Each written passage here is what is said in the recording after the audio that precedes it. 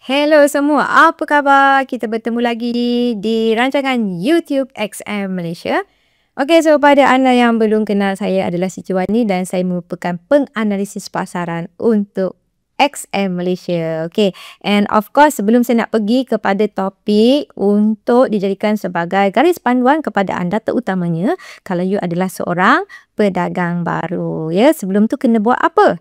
Okay, alright. Jangan tengok saja butang like, okay, di mana anda perlu like dan juga subscribe YouTube channel XM Malaysia. Okay, anda akan dapat banyak manfaat sebenarnya melalui YouTube XM Malaysia. Alright, okay. So, apa topik yang saya nak sharing dengan anda semua pada hari ini?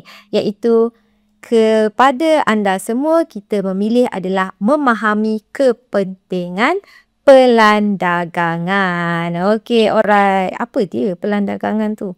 Okey, pernah tak dengar trading plan? Trading plan. Nampak tak?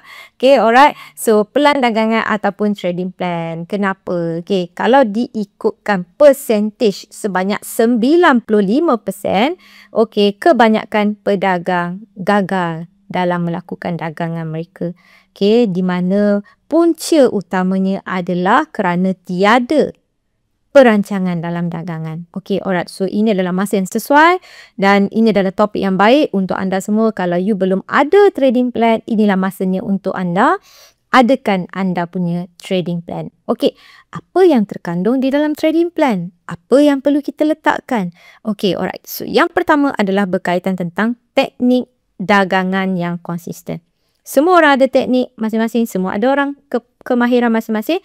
Tapi kalau you belum ada you punya teknik dagangan, okay, alright. So, you boleh ikut kita punya kelas di Ruang Lanjutan Melayu, okay.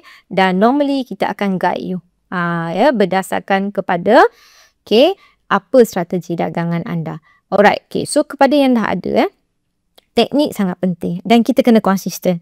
Sebab tu saya letak adalah teknik dagangan yang konsisten. Okay, di mana kita tahu perancangan kita untuk nak buka posisi adalah berdasarkan kepada teknik yang kita gunakan.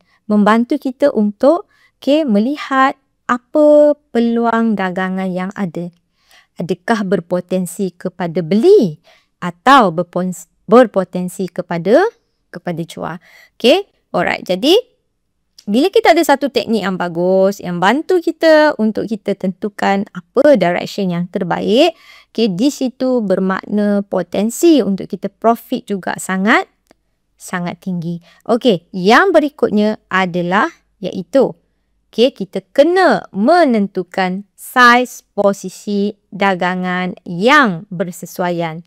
Okay, kenapa kena sesuai? Ya, ukur baju pada badan sendiri.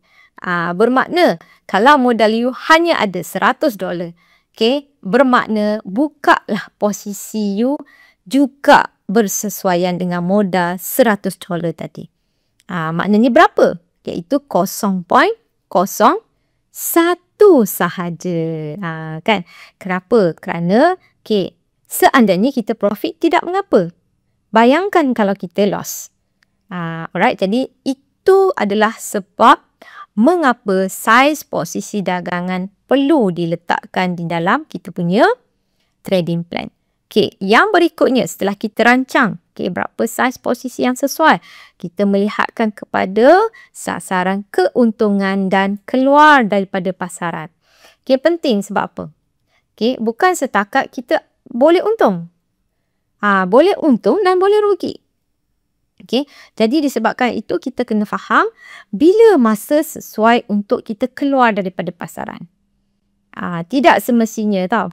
Maknanya contoh kan, pernah tak berlaku kita dah entry, kita dah profit, lepas tu kita tak tutup position kita. And what happen? Alah, loss balik sebab saya terlupa.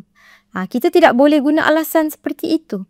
That's why dalam kita punya trading plan, perlu kita letakkan sasaran keuntungan dan keluar daripada pasaran. Okey, alright. So, yang berikutnya adalah pengurusan risiko dan ganjaran. Dah selalu dengar, tetapi selalu ke buat.